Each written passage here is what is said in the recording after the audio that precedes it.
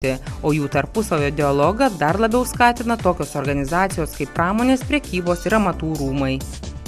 Verslo organizacijos būrėsi tarpusavyje, gerina, žinojimą, bendradarbiavimą, savo pristatymą ir tai ir bankams naudinga dalyvauti tokiuose, man atrodo, ir verslui taip pat yra naudinga.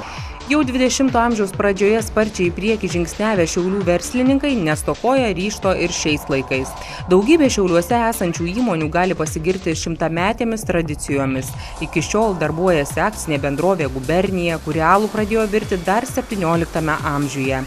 Prieš Pirmąjį pasaulinį karą įsikūrusi uždaroji akcinė bendrovė Rūta vis dar džiugina šokolado smagurius ir Lietuvoje, ir visame pasaulyje.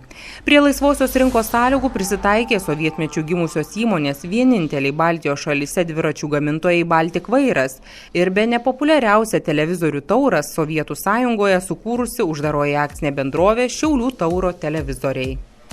Pramonės prekybos amatų rūmai tai buvo ta vieta ir ta institucija, kuri veikia, žinoma, ne tik Lietuvoje, tai veikia pasaulinė organizacija. Ir tai buvo ta institucija, per kurią mūsų rado iš tikrųjų pirmieji pirkėjai Europoje. Mes tuo metu jau buvome duomenų bazėse atitinkamose, pirkėjai ieškojo produkcijos iš Lietuvos, kuri galėtų būti konkurencinga, ir tokiu būdu mūsų rado pirmieji pirkėjai europiečiai. Tai jau vien tai iš tikrųjų sukelia tam tikrus gerus ir šiltus jausmus. Nuo 1999 metų mes stojim Šiaulių pramonės prekyba amatų rūmai, kadangi mes esame iš Vokietijos pripratusi, kad narystė Vokietijos yra privalomas visiems įmonėms. Lietuvoje taip nėra, bet mes paremėm šitas įstaigos. Mano akižiūrim vienintelis verslo asociacijas, kur tikrai atstovauja visam įmonėm interesams, taip pat amatų, taip pat prekyba, taip pat pramonė.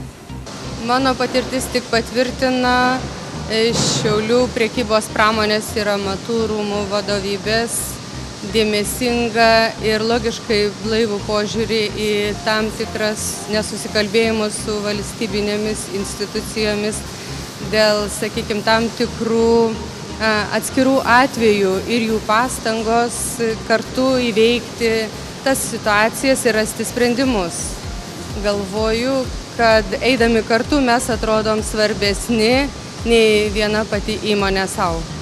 Pramonės prekybos ir amatų rūmų vaidmenyje aš matau tam tikrą verslo ambasadorių valstybės biurokratinėse sistemose.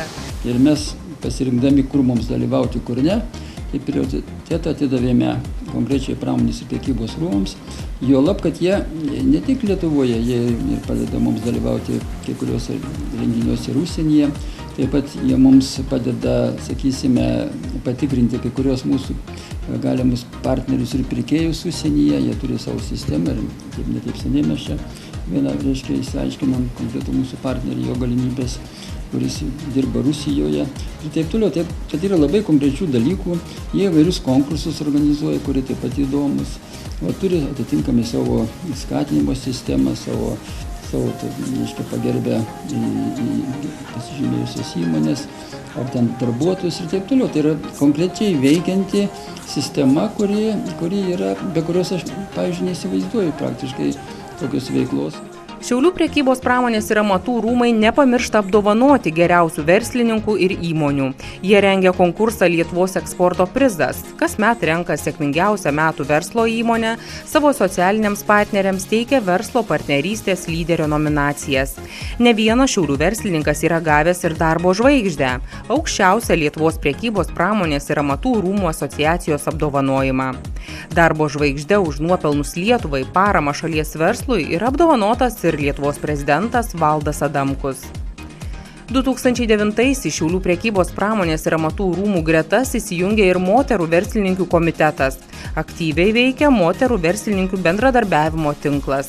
Anot dabartinio rūmų prezidento Vidmanto Japerto, tolimesnė jų organizacijos vizija yra aiški – tinkamai atstovauti verslininkų interesus.